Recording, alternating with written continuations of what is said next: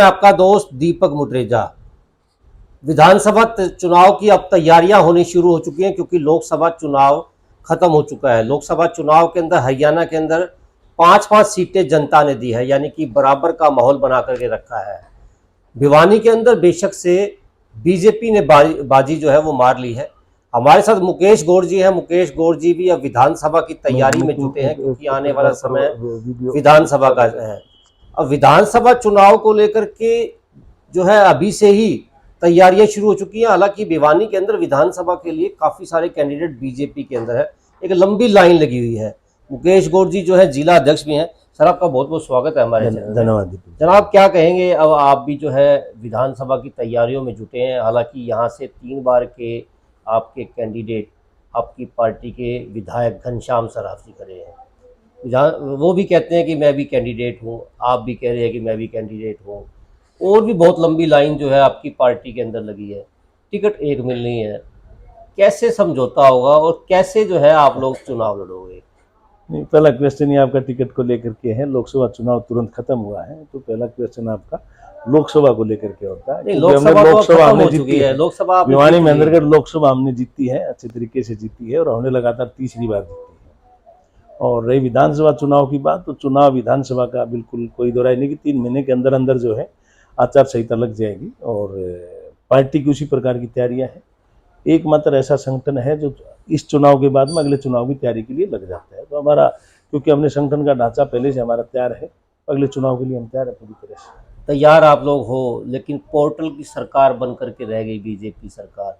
यहाँ तक कि मुख्यमंत्री को भी बदलने की नौबत आ गई। क्यों? क्योंकि उसकी वजह से दिक्कतें आ रही थी।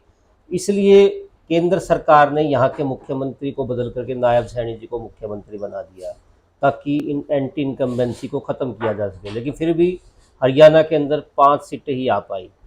हालांकि गिलास कहते हैं ना कि चाहे गिलास को खाली का हिस्सा देख लो चाहे भरे का हिस्सा देख लो, 5-5 सीटें। क्या मानते हो विधानसभा में क्या रहेगा? देखिए, मैं अगर आपको मुख्यमंत्री बदलने की बात कहूँ कि हमारे लिए फख्र की बात है कि मुख्यमंत्री को केंद्र में स्थान दिया गया, पूर्व मुख्यमंत्री जी को। उनके काम से भारतीय जनता पार्टी का शीर्ष नेतृत्व इतना प्रसन्न हुआ कि उनको पहले से उनका काम तय था कि वो क्या काम करेंगे। आज भारत देश का शहरी विकास और ऊर्जा को लेकर के दुनिया के अंदर किस प्रकार हम पिछले 10 साल में जो काम किए उसको किस प्रकार और गति दे सकें, इसको लेकर के पहले से योजना थी। उसी के निमित्त मनोहर लाल जी के स्थान पर और नायब सिंह सैनी जी को मौका दिया। ये मेरे जैसे नौजवान साथियों के लिए भी, सामान्य कार्यकर्ता के लिए भी बड़ी गौरव की बात है, फख्र की बात है कि एक सामान्य कार्यकर्ता, एक साधारण घर में पैदा हुआ खेती किसानी करने वाला नौजवान भी इस सरकार के अंदर बगैर किसी जानकारी के, बगैर किसी लॉबिंग के, बगैर किसी राजनीतिक बैकग्राउंड के कार्यकर्ता मुख्यमंत्री बनना, ये भारतीय जनता पार्टी में संभव है और ये हमने करके दिखाया है। आपको पहले भी याद होगा कि पहले भी हरियाणा के अंदर 2 मंत्री हटा दिए गए थे। आरोप था कि लो परफॉर्मेंस थी। लो परफॉर्मेंस करके उनको हटाया था, घर बिठा दिया गया, विधायक बन करके आज भी रह रहे हैं।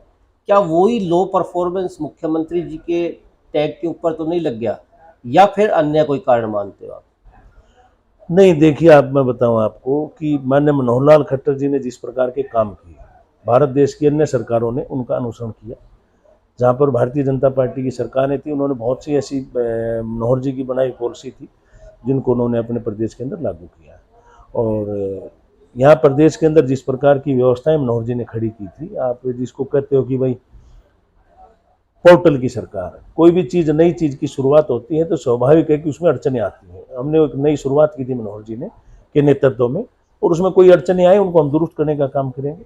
बाकी आप ये लो परफॉर्मेंस की बात करें तो ये मनोहर जी के मामले में तो कम से कम आप नहीं कह सकते, क्योंकि उनको तो उन्होंने जो काम किया प्रदेश लेवल पे किया, उसको इम्प्लीमेंट करने का जुम्मा उनको राष्ट्रीय ये सर मैं नहीं कह रहा लो परफॉर्मेंस। लो परफॉर्मेंस तो आपकी पार्टी ने ही कहा था जिस समय 2 मंत्री हटाए थे कि इनकी परफॉर्मेंस लो थी, इसलिए इनको बदल दिया गया। कहीं वही स्थिति तो नहीं आई? मैंने नहीं जान रहा था। मनोहर जी के लिए तो हमारे लिए फक्र की बात है, केंद्र में इतनी बड़ी जिम्मेवारी दी, गर्व से सीना चौड़ा होता है। 7वें स्थान के ऊपर आपके प्रदेश का कोई व्यक्ति, अगर कार्यकर्ता, कोई व्यक्ति पूर्व में मुख्यमंत्री रहे, नेता कोई शपथ लेता है तो हमारे लिए फक्र की बात है। तो हमने फक्र महसूस किया है। मनोहर लाल जी ने 5 साल पहले, 10 साल पहले जब एनसीआर हरियाणा के अंदर बनाया गया था, 5 जिले 6 जिले जोड़े थे भिवानी को मिला करके, अब वही पावर उनके हाथ में आ गई है। उस समय उन्होंने ज़रूर जो है कहा भी था कि अब ये 100 किलोमीटर तक जो एनसीआर है वही रहेगा, यहाँ के लोगों को दिक्कतें नहीं होंगी, क्योंकि एनसीआर की डेवलपमेंट का कार्य यहाँ पर शुरू नहीं हो पाया, क्योंकि आपकी सरकार 10 साल से है, आप भी देख रहे हैं। अगर एनसीआर के अंदर जो चित्र आता है उसके अंदर परफॉर्मेंस ज़्यादा होती है, डेवलपमेंट ज़्यादा होती है, वो स्थिति यहाँ पर नहीं है। तो उस समय मनोहर लाल जी ने ये कहा था कि इसको हटा दिया जाएगा, उन्होंने घोषणा तक भी कर दी थी मंच से। अब उन्हीं के पास कलम भी है, उस समय तो नहीं हट पाया था। क्या लगता है अब भिवानी के जिलाध्यक्ष, भिवानी के विधायक, भिवानी के एमपी आवाज़ उठाएंगे कि इसको हटा दिया जाए या फिर इनको डेवलपमेंट की जाए? देखिए, जो लोकसभा का चुनाव था तो उसमें एमपी साहब का भी, और कई बार बैठ के हमारी बैठकें होती हैं, चर्चाएं होती हैं, तो चौधरी जेपी दलाल जी हों, चाहे वो घनश्याम जी हो, कोई भी हमारे पार्टी के जो कार्यकर्ता नेता है, उन सब के मन में है कि इस क्षेत्र के अंदर इंडस्ट्री आनी चाहिए, इस क्षेत्र का और डेवलपमेंट कैसे हो। तो उसको लेकर के अब तक हमारे पास स्टेट गवर्नमेंट की पॉलिसी थी सारी, केंद्र की भी, हालांकि बीजेपी की सरकार थी, परंतु अब मनोहर जी, क्योंकि उन्होंने इस प्रदेश को नज़दीक से देखा, इस क्षेत्र को नज़दीक से उन्होंने महसूस किया है, काम किया इस क्षेत्र में, तो जो अच्छा होगा वो इस प्रदेश के लिए भी और हमारे जिले के लिए भी अच्छे से अच्छा बेहतर होगा, वही होगा। हमारा विजन क्लियर है, मनोहर जी का विजन भी क्लियर है कि डेवलपमेंट कैसे हो, और इस प्रदेश में आपको आने वाले कुछ समय में बदलाव, इस क्षेत्र के अंदर आपको बदलाव महसूस होगा। किस तरह का बदलाव देखने को मिलेगा? क्योंकि पिछले 10 साल के अंदर तो ज़्यादा बदलाव देखने को नहीं मिला, आप भी यहीं पर ही हैं, हम भी यहीं पर ही थे।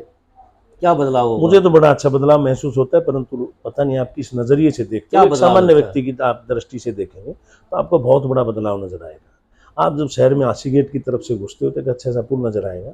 जब आप उससे नीचे उतरते हो, जहाँ पर वीटा मिल्क प्लांट होता है, तो वहाँ पर 8 मंजिला आपको इमारत नजर आएगी। उससे थोड़ा आगे चलेंगे तो आपको शिक्षा बोर्ड का जो शिक्षा बोर्ड के अंदर जो और अच्छे काम है वो आपको नजर आएंगे। फिर आप जैसे ही आगे घूमेंगे, आपको सेक्रेटेरिएट की तरफ आप जाएंगे तो वहाँ पर बड़ा कॉलेज स्कूल नजर आएगा, जिमखाना क्लब हो, बहुत सी ऐसी चीज़ें हुई हैं शहर के अंदर। नए 9 पुल बने हैं, मेडिकल कॉलेज बना है, यूनिवर्सिटी बनी है, चारों तरफ 4 लाइन के रोड बने हैं। आप 10 साल पहले का और आज का भिवानी देखेंगे तो आपको जमीन आसमान का फर्क नजर आएगा। आप कनानौर से जब आते थे तो आपको गड्ढे दिखाई देते थे, परंतु अब जो है ना 8 अलग अलग रास्ते से NH 152D के ऊपर आप जब चढ़ते हो तो किसी हॉलीवुड फिल्म की आपको सीन नजर आता है कि मैं कहीं किसी हॉलीवुड फिल्म का सीन तो नहीं देख रहा हूँ। इस प्रकार का प्रतीत होता है। ये हमने बदलते हुए भिवानी को और बदलते हुए भारत को और बदलते हुए हरियाणा प्रदेश को देखा इन 10 सालों में।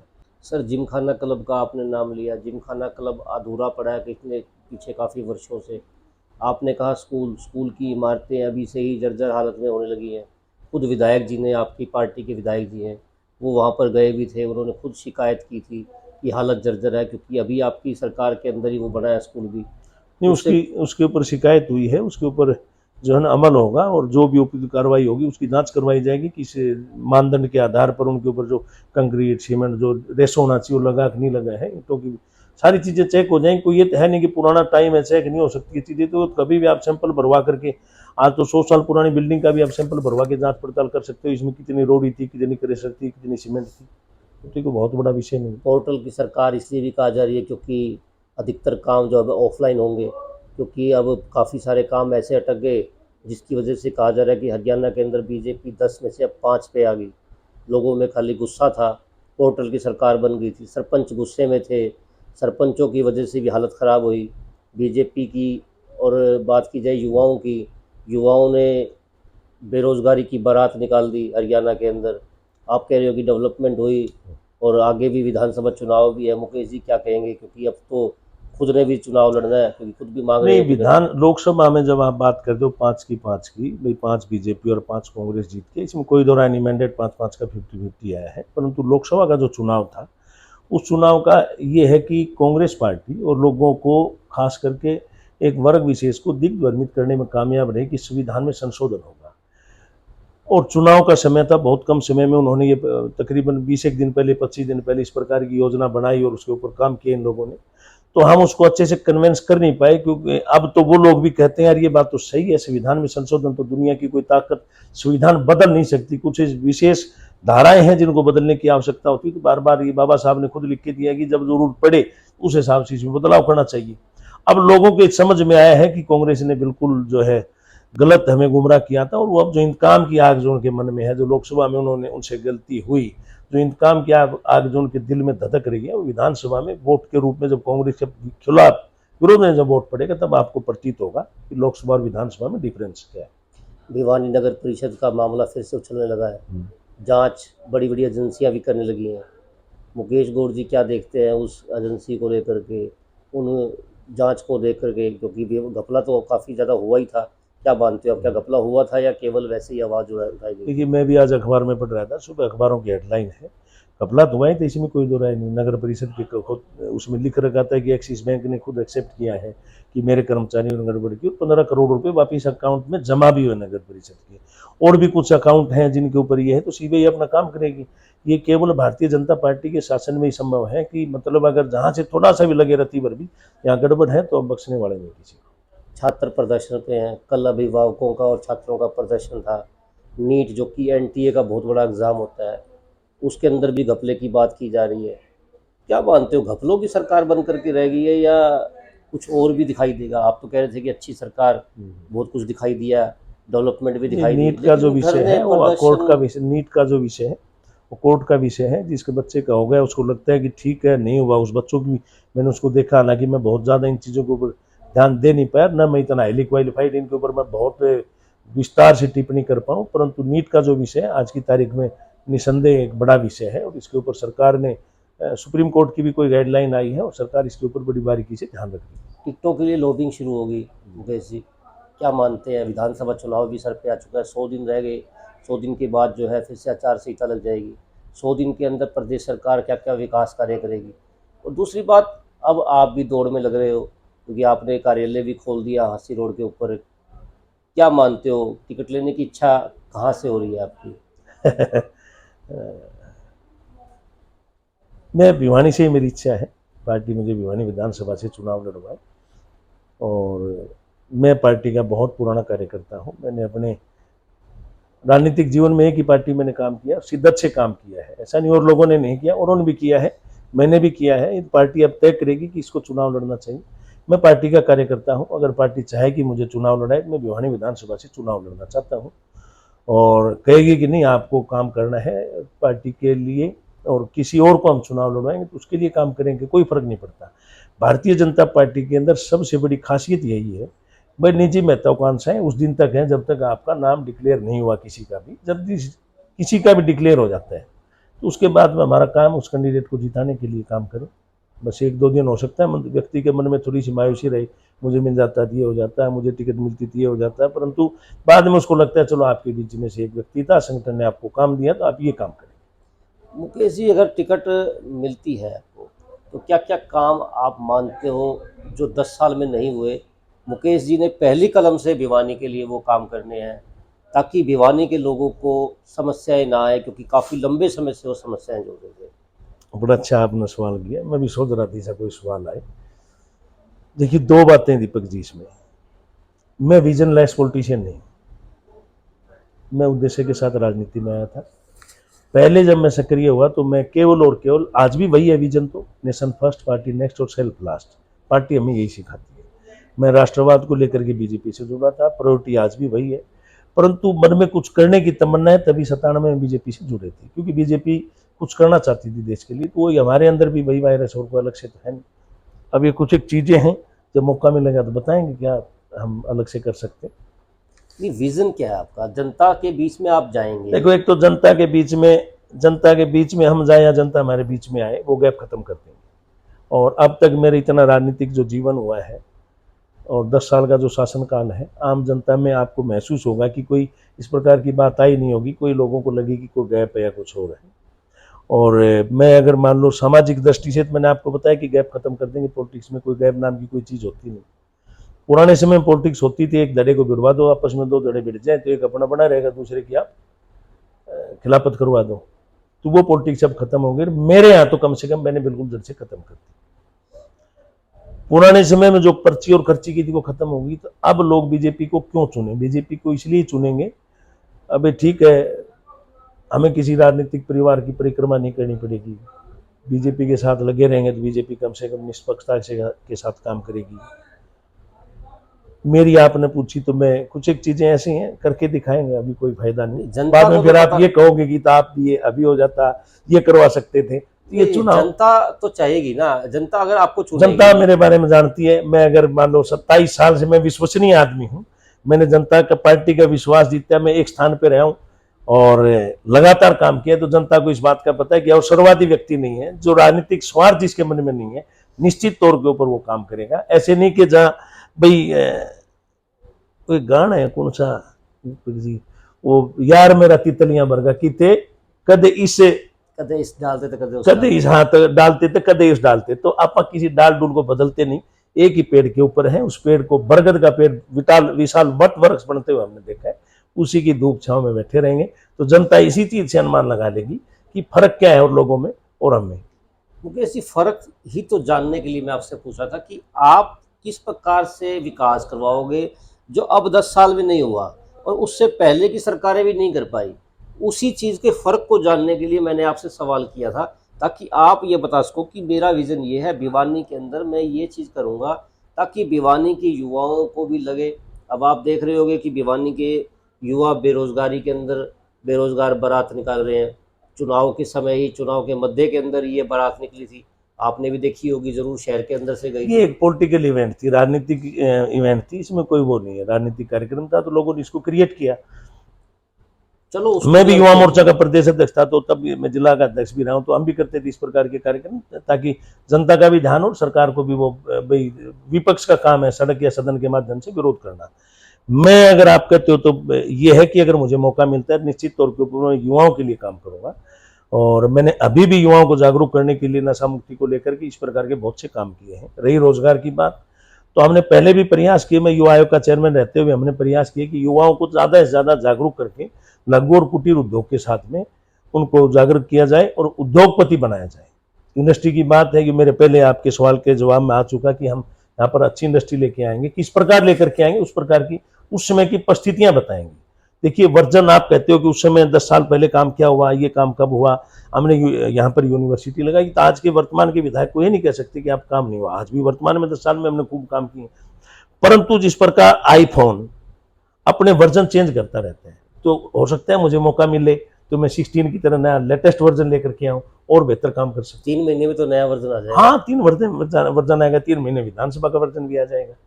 तो जिस प्रकार से आप तो है गरम दल के नेता कहलाते हैं, कहा जाता है कि मुकेश गौड़ बड़े ही गरम दल के नेता है, कोई अधिकारी काम ना करे तो फिर उसके जो है खैर नहीं होती। मुकेश जी, मंत्रियों की, विधायकों की अधिकारी नहीं सुनते, सीवर व्यवस्था भिवानी की ठप पड़ी है, आधे शहर के अंदर गंदा पानी आ रहा है, पानी आ भी नहीं रहा, आपने देखा होगा लगातार धरने प्रदर्शन, बिजली है तो रात को वो इतने कट। सरकार कहती है कि विकास करवा रहे हैं और आज 2024 जो है वो चल रहा है, आधा जो 2024 चला भी गया और अभी भी बिजली के कट लग रहे हैं, अभी भी पानी की समस्या, पढ़े लिखे आदमी, अभी भी 2-3 सीवर की चीजें आपने व्यवस्थाएं। बताई, 2-3-4 सवाल इकट्ठे हो गए आपके, मैं जवाब दे दूं आपको। एक तो बिजली के कट, बिजली का लोड पहले के मुकाबले बहुत बढ़ा है, अब करीब करीब हर घर में एसी हो गया। पहले के मुकाबले बिजली का उत्पादन बढ़ा है, परंतु हर घर के अंदर एसी होने की वजह से बिजली का लोड बढ़ गया। वही एक टाइम होता है जब पूरे शहर के एसी एक साथ चलते हैं। आपने देखा होगा पावर हाउसों के अंदर हमने कूलर तक की व्यवस्था कर दी ताकि वो टंकियां जो है ना वो ठंडी रहे। वो कट इसलिए लगाए जाते हैं, कट बिजली की कमी की वजह से नहीं है, कट इसलिए है कि वहां पर थोड़ी सी कूलिंग हो जाए। वो गर्मी जो है, पीछे देखा होगा आपने बापोड़ा के अंदर आग लगी थी, हाँ, हिसार, रोहतक और भिवानी तक की मशीनें लगी थी उसको बुझाने के लिए। वो कारण क्या था? कारण ये था कि उसके ऊपर हीट ज्यादा बढ़ गई थी, लोड ज्यादा बढ़ गया था। ये तो है बिजली की बात। अब पानी की बात अगर आप कहो, नहीं पहले तो मैं आपकी वो बता दूं गरम दल वाली, गरम दल की मेरे बारे में नैरेटिव सेट हो गया कि मुकेश गौड़ गरम दल का आदमी है। वो कारण क्या हुआ कि मैं 97 से लेकर के 2015 तक युवा मोर्चे के लिए मैंने काम किया, और मैं युवा मोर्चे के जलाध्यक्ष से लेकर के मैं जब प्रदेश का अध्यक्ष बना तो मैं विपक्ष की राजनीति, क्योंकि मुख्य धारा में हम लोग आ गए थे, और मजबूती के साथ में हमने पार्टी के लिए काम किया। इवन हम जम्मू कश्मीर के लाल चौक तक भी गए, संसद भवन थाने में 8 मुकदमे 7 मुकदमे मेरे ऊपर रोड जामगिरी इस प्रकार के दर्ज हुए, कभी हिसार के अंदर, कभी यमुनानगर में, कभी सिरसा में। तो अग्रेसिव पॉलिटिक्स की उस टाइम पे जरूरत थी, क्योंकि सरकार को चेताने के लिए, जगाने के लिए। कभी मुख्यमंत्री के घर में घेराव किया, कभी संसद का, कभी विधानसभा का। तो उस टाइम पे हो सकता है कोई शब्दावली सख्त रही हो, उम्र का भी फर्क है, तो वो लगता है कि गरम दल की बात है, परंतु अब ऐसा आपको लगेगा नहीं। बहुत नरम आदमी, बहुत नरम स्वभाव का आदमी। मैं तो जमीन से उठ के आया, इसी शहर में 5-5 रुपए कोल्ड ड्रिंक बेचा कर आप भी पिया करते हो, पिंटू और सारी मिंटू और ने पी, स्पार्क नाम से ब्रांड बनाया गया था। मैं दुकानदार आदमी हूं मैं तो वो नैरेटिव सेट कर दिया। कुछ एक लोग हैं जो मार्केटिंग करते हैं, हाँ कहीं गर्म कहीं नरम चलेगा, वो तो चलता ही है। आदमी कति बिल्कुल नरम बना रहे, गार बना रहे तो भी ठीक नहीं, उसको मटका भी बनना है, उसको पकड़ना भी पड़ेगा। मिट्टी की गारा जब गिल्ली होगी तो वो उसको ढाड़ा तभी जाएगा, मटके का स्वरूप ले, फिर उसको आग में तापया जाए, जब जाके सब सख्त बनेगा, सारी चीजें। मेरे दो सवाल अभी भी रह गए, पानी का और हाँ, सीवर पानी की देखो, इस समय कोई भी सरकार है किल्लत रहती है, हमने उसको 80% 90% तक ठीक किया है। 2-3 दिन से मैं आपको एक एरिया की बता दूं तो उस एरिया से पानी की समस्या थी। मैंने एक्शन साहब को भी और एसडीओ साहब को भी नोट करवाया, तो पानी की समस्या थी तो थी, वो पूरे शहर में थी, इलाके में पानी पीछे से नहीं आ रहा था। कल रात को 11 बजे एक व्यक्ति का फोन आया, और रात को 11 साढ़े 11 बजे मेरे साथ वो उड़ पड़ा, झगड़ा किया उसने। बोला भाई साहब आप तो कहते हो रात को 12 बजे फोन करना, मैं खैर तू 11 बजे मैंने भी सोने दे, आप भी सोने दो, मुझे भी सोने दो, बोला आप क्यों कहते हो फिर बात रात को 12 बजे फोन कर लेना। मैंने तो फोन इसलिए किया है कि आपको 11 बजे, आप 12 बजे की कहते हो तो 11 बजे हमारे पानी नहीं आया। मैंने कहा बात तो आपकी ठीक है, बाकी अब मेरे को सोने दो, मैं बात करूंगा एसडीओ एक्शन तो मैं बात करूंगा।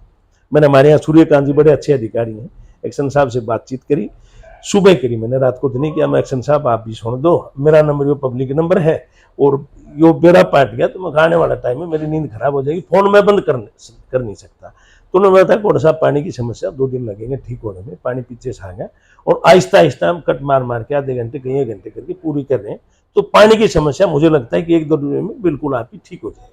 सर पानी का समय था, जो पानी जो है जल्दी आना चाहिए था, 5 तारीख को नहर आनी चाहिए थी, वो नहर 10 तारीख को आ रही है, 9 को आई, 10 को आई है सर, शाम के समय में 5 दिन तक पानी नहीं आया। अधिकारियों ने व्यवस्थाएं ठीक नहीं करी, उसकी वजह से पानी लेट आया। उन्होंने पानी की जो है व्यवस्था मैं बता दूं आपने, पानी का जो विवाद हिमाचल प्रदेश की तरफ से हमारे पानी के हमारे जिले में आते हैं, वो पानी हिमाचल प्रदेश की तरफ से आते हैं, वहाँ कांग्रेस की सरकार है, तो सरकार ने थोड़ी सी बदमाशी की, जिसकी वजह से 4-5 दिन वहाँ पर हेड के ऊपर से खोलने में थोड़ी दिक्कत रही। बाकी की नहरें, क्योंकि हमारा जिला आखिरी जिला है, उस तरफ से आप आओगे तो ये जिला सबसे आखिरी में पड़ता है, थोड़ा सा ये 4-5 दिन की ढील रहेगी, जिसकी वजह से जनता को दिक्कतों का सामना करना पड़ा। उसके लिए हम जनता से क्षमा प्रार्थी हैं कि क्योंकि हम सरकार में हैं, तो हम प्रार्थी हैं कि हमारे जो ढील हुई आगे इस चीज़ की तरफ हम ध्यान देंगे। मुकेश गौड़ जी, समय विधानसभा का आ गया, मेरा फिर से यही सवाल होगा, क्योंकि आपने प्रॉपर तरीके से उसका जवाब नहीं दिया। लॉबिंग शुरू हो चुकी है, लंबी फहरिस्त है, लंबी लाइनें हैं। कहा जा रहा था पीछे मुकेश जी को जिला अध्यक्ष बना दिया, कांटा निकल गया। भाई मुकेश जी तो अब जिला अध्यक्ष की पदवी संभालेंगे, अब टिकट नहीं मांगेंगे। क्या लगता है आपको, क्या जिला अध्यक्ष को टिकट मिल सकती है? भारतीय जनता पार्टी का जो जन्म हुआ था, एक देश 2 विधान 2 संविधान नहीं सहेगा हिंदुस्तान, इस नारे के ऊपर हुआ। तो इसी पार्टी के अंदर मोहनलाल बड़ोली जिला अध्यक्ष भी रहे, फिर विधायक बने, फिर प्रदेश के महामंत्री बने, और मेंबर ऑफ पार्लियामेंट का चुनाव लड़ा। तो मुकेश गौड़ के लिए कोई अलग से संविधान बनेगा नहीं कि इसके लिए लगा दो। ये तो विरोधी जो लोग, जब आपकी ताकत बढ़ती जाती है तो कमजोर व्यक्ति लोगों को गुमराह करने के लिए, जिस प्रकार कमजोरी में कांग्रेस ने कहा संविधान में बदलाव होगा, वो सेम ये है। ऐसा कुछ नहीं है पार्टी के अंदर। जो कार्यकर्ता चाहे जिला अध्यक्ष की हो, चाहे जिला महामंत्री की हो, चाहे प्रदेश अध्यक्ष की हो, क्या सुभाष बराला जी चुनाव नहीं लड़े थे? क्या मनीष गौरव जी प्रदेश महामंत्री रहते हो तो चुनाव नहीं लड़े? तो ये जो तमाम जिम्मेवारियां हैं, ये जिम्मेवारियां रखते हुए ही पार्टी का कार्यकर्ता चुनाव लड़ता है। किसी न किसी जिम्मेवारी पे रहता है। पार्टी चाहेगी निश्चित तौर पे चुनाव लड़ाएगी, नहीं चाहेगी, चाहे मैं ना बिना किसी पद के होगा तो भी नहीं लड़ाएगी। मतलब लगता है कि चुनाव लड़ने का मन आपका मेरा तो 100% मन है, तभी मैंने वहां पर पार्टी कार्यालय वो शहर के बीच में ऑफिस खोला है। नहीं लड़ाएगी तो ऑफिस जो कार्यकर्ता 2 साथी चुनाव लड़ेगा उसके काम आएगा। वो तो ये है नहीं कि मैं नहीं लड़ूंगा तो ऑफिस काम नहीं आएगा। नहीं लड़ेगा तो बड़ी प्राइम लोकेशन के ऊपर ऑफिस है, वहीं से ऑफिस चलाएंगे, चुनाव लड़ेंगे। बिल्कुल, ये थे मुकेश गौड़ जी, जिनका कहना है कि आने वाले समय के अंदर विधानसभा चुनाव है, 100 दिन के बाद आचार संहिता लग जाएगी, 100 दिन अभी बाकी रह गए हैं, तैयारी पूरी है मुकेश गौड़ जी की। इनका कहना है कि टिकट पार्टी अगर देगी तो भिवानी विधानसभा से चुनाव लड़ेंगे, युवाओं के लिए काम करेंगे और विकास करेंगे, ऐसी बात इन्होंने कही है। खैर ये तो आने वाला समय बताएगा कि मुकेश गौड़ जी चुनाव लड़ते हैं या लड़वाते हैं, क्योंकि फिलहाल जिला अध्यक्ष भी हैं। और इनका कहना है कि पार्टी टिकट देगी तो ये चुनाव लड़ेंगे, नहीं देगी तो जिसको टिकट देंगे उसकी मदद करेंगे। जरूर हमारी वीडियो आपको पसंद आई होगी। आज के लिए बस इतना ही, कल फिर मिलेंगे दोबारा। नमस्कार।